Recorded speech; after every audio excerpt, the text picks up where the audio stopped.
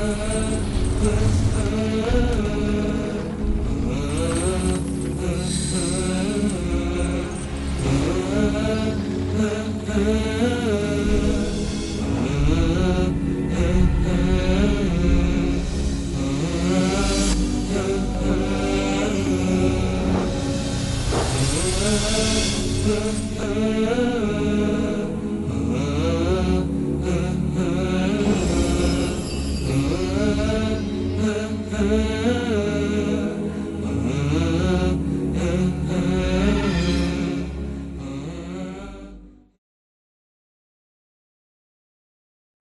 الله الرحمن الرحيم. الحمد لله رب العالمين، وصلى الله وسلم وبارك على المبعوث رحمة للعالمين نبينا محمد وعلى آله وصحبه أجمعين. أما بعد، السلام عليكم ورحمة الله وبركاته.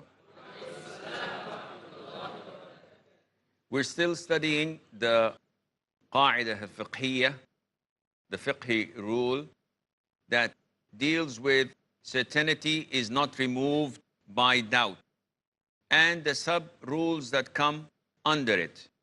And we took our time studying one of these sub-rules, and that is baqa'u ma kan ala ma kan, that things remain as they were unless there is something that changes it, and this thing that changes it is the one we follow. But unless it is proven, unless it is certain, then we do not pay any attention to it. Now we move on to the rest of the sub-rules. For example, al-aslu bara'atu dhimma, and this translates to the default is acquittance from liability or responsibility. What does that mean?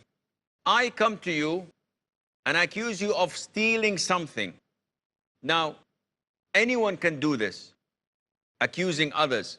And if we open the door for such accusations, then the courts would be always full.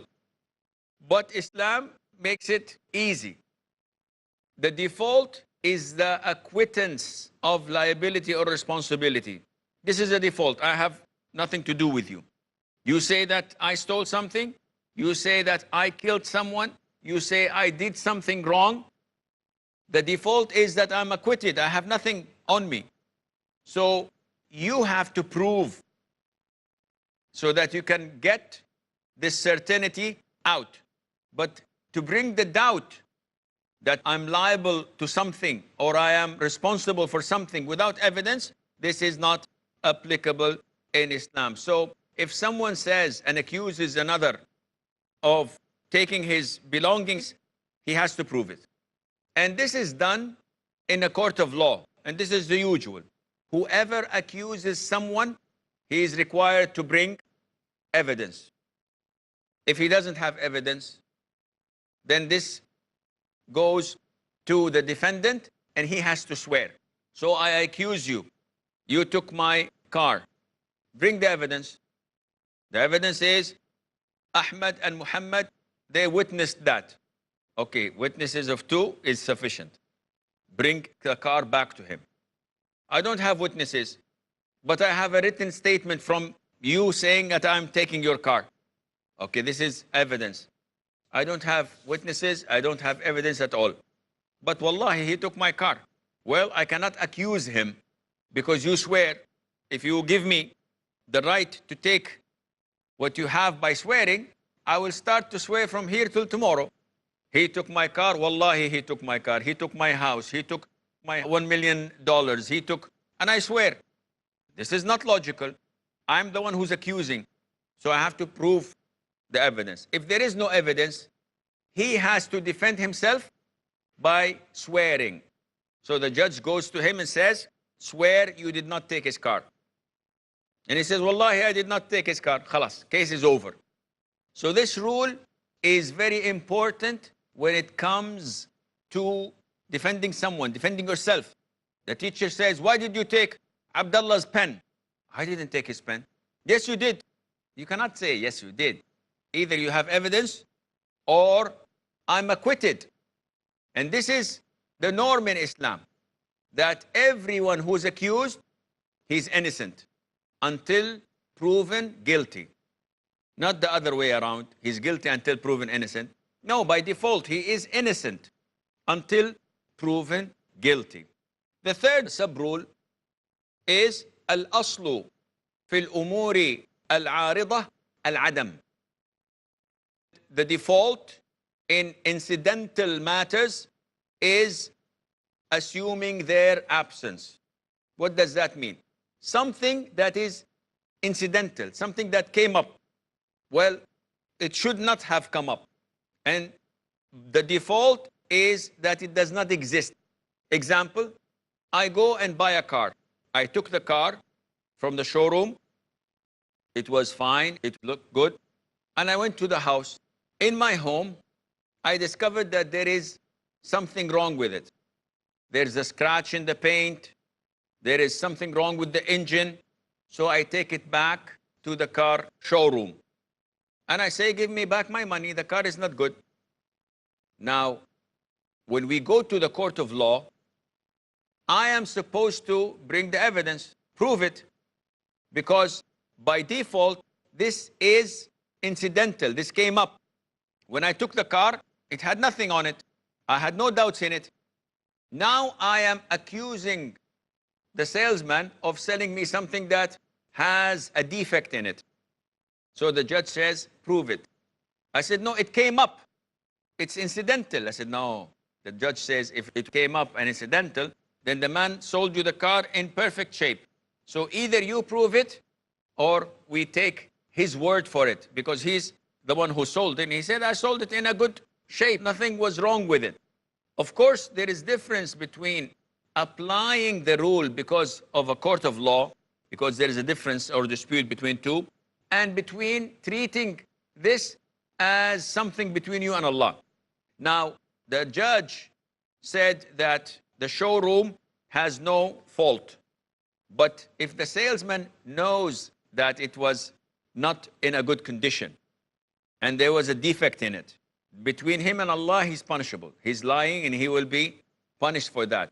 But in normal day-to-day work, the judge only judges by what he sees, not by what is in the man's heart. I don't know this and I cannot find a solution to it, and this is between him and Allah Azza wa Jal. The fourth rule states that al-asl idafatul hadith ila aqrabi awqatih. The default is to relate an incident to its closest times. One or two examples. A woman who's pregnant and another woman hits her on the stomach, and a while afterwards she miscarriages. What do we attribute this to? One would say, this is because of something she ate 5 days ago. And one says, maybe because she fell from the stairs 2 weeks ago. What is the closest? The closest is that woman hitting her in the stomach. So we attribute it. This is the default. We don't know the unseen. This is what we know. She hit her on the stomach and she had a miscarriage. Then it is the closest thing to happen. Likewise, a man wakes up, he prays Fajr, Dhuhr, Asr, Maghrib time, he discovers semen in his underwear. Now this is related to nocturnal emission. This is something that definitely happened during his sleep. But what sleep? Last week? 3 days ago? 2 days ago? No. When was the last time he slept? Afternoon? No, he didn't take a nap in the afternoon. It was in the morning, at nighttime.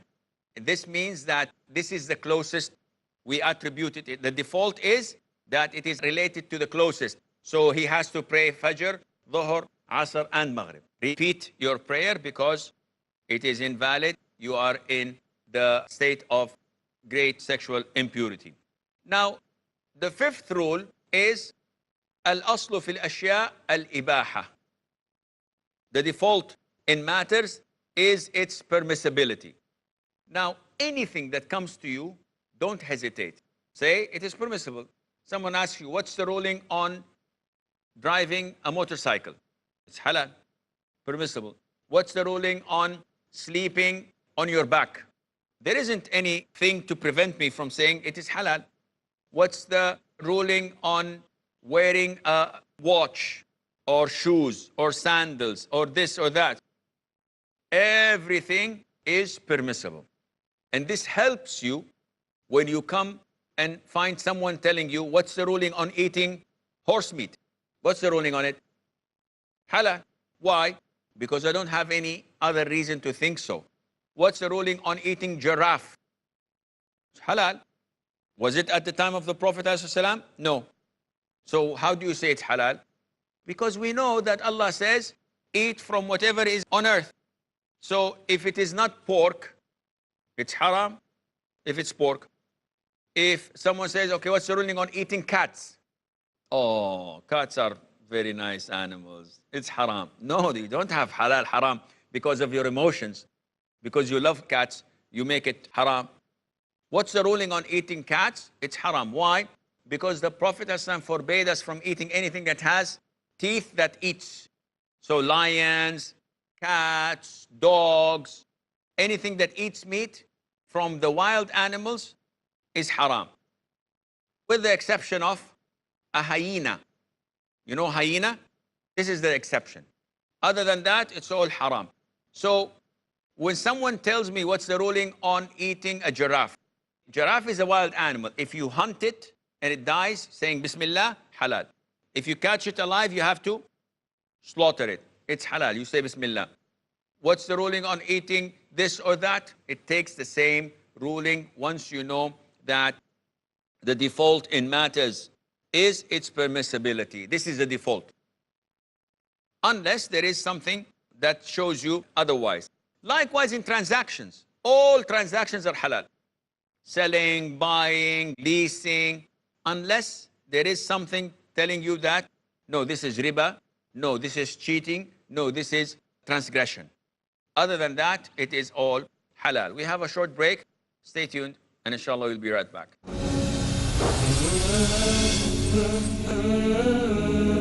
Assalamu alaikum and welcome back. So, these are some of the sub-rules of the second major rule, which is certainty is not removed by doubt.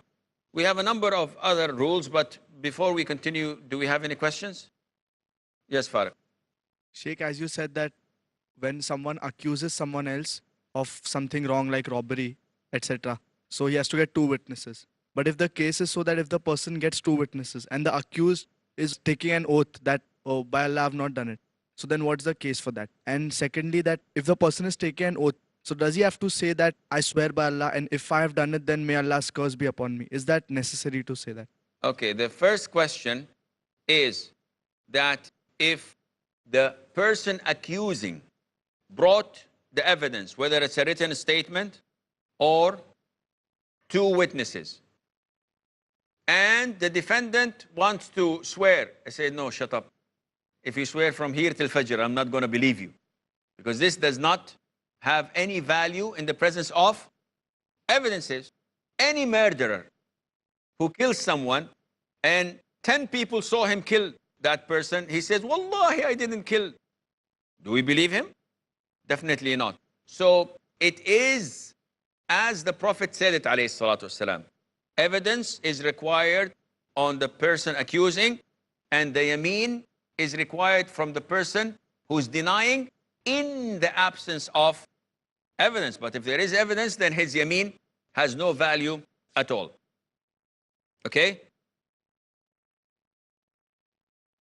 For example, if the 2 witnesses, if they've already pre-planned or something, like with the person who's accusing the third person, that you tell lies or something like that, and the judge is unaware of it, like he sees that these people are, so then, and if the person is innocent, so in that case, what would be the... Okay, this is a very hypothetical situation in the sense that we as Muslims judge by what we see.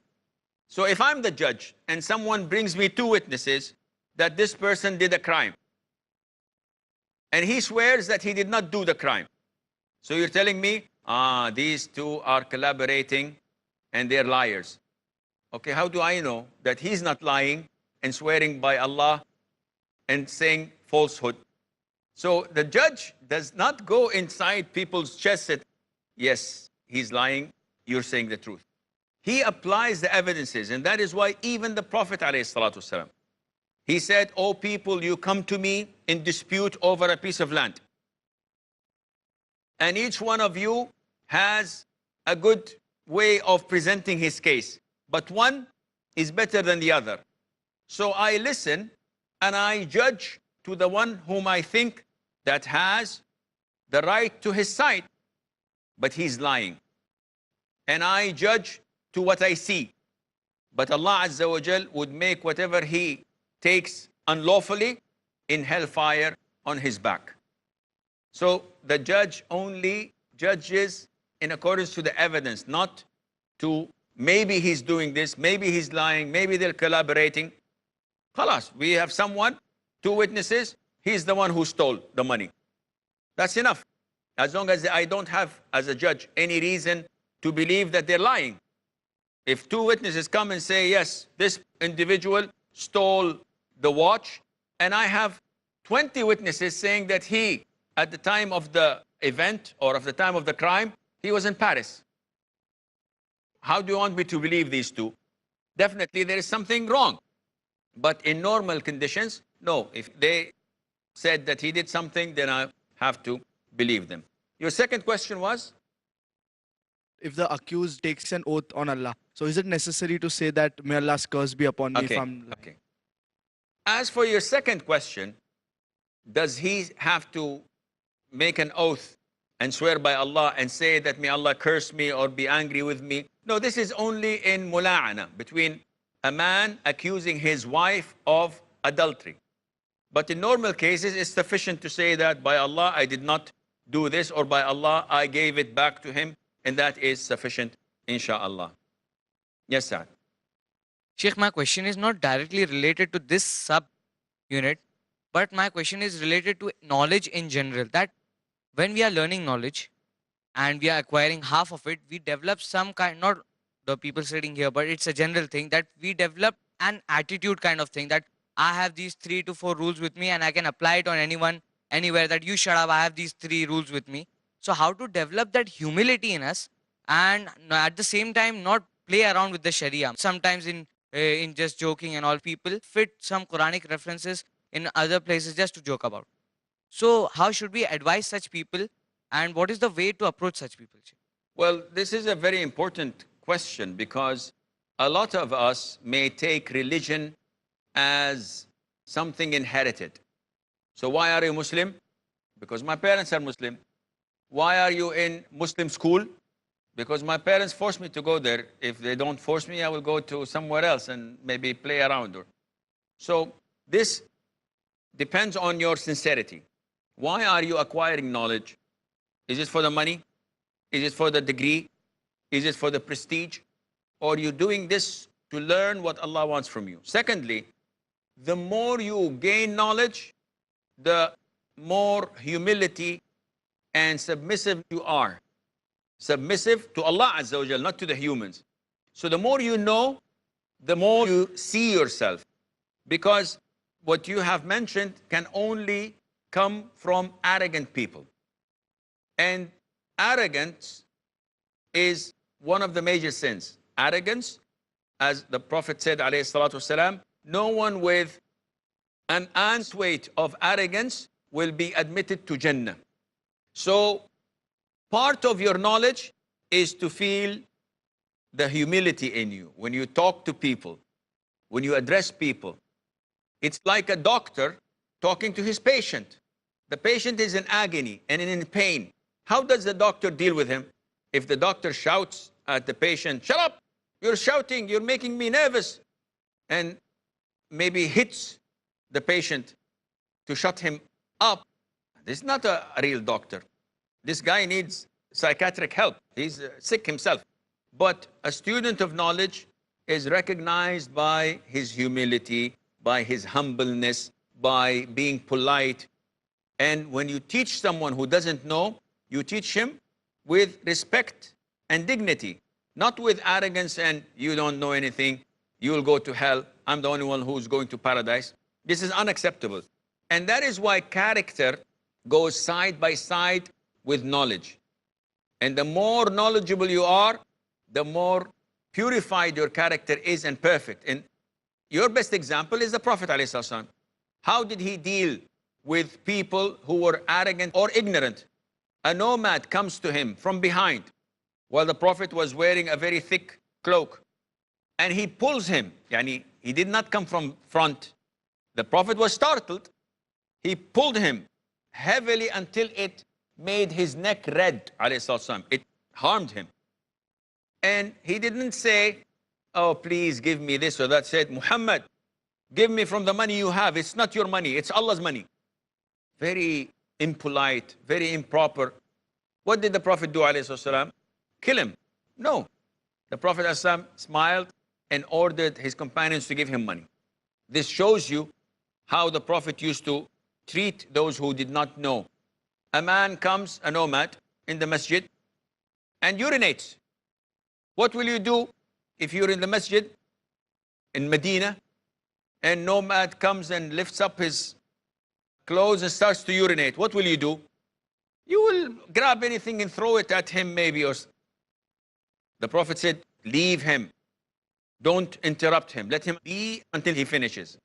And then he brought the man and he did not reprimand him. He did not scold him. He said, my friend or my brother, these places are made for reading the Quran, for prayer and for dhikr, and they're not made to be used in such impurities. So this is how you should be as a student of knowledge. Now, how can I teach myself to be this humble? First of all, you have to make a lot of dua. Oh Allah, make me in myself small, in the eyes of others large. Secondly, you have to read a lot of the seerah of the Prophet ﷺ, of the companions, may Allah be pleased with them, and the seerah of the scholars. Because this is how you upbring yourself. And this is how you purify your character, by learning how they were affected by their knowledge. Thirdly, you have to associate yourself 24/7 with practicing people. Because if you're with arrogant people, you become arrogant. And if you are with sinners, you will become sinful. But when you're with practicing people, people who always choose the best of words to exchange with you, you have friends in school. How do they talk to you? Oh, they're always using bad words, jokes, they backbite teachers. Stay away from those. I know a group of people that, mashallah, always exchange good things and tell me, I read this book, I have this and I have that. These are the people you should associate yourself with, and Allah Azza wa Jalla knows best. This is all the time we have until we meet next time. في أمان الله والسلام عليكم ورحمة الله وبركاته. Ah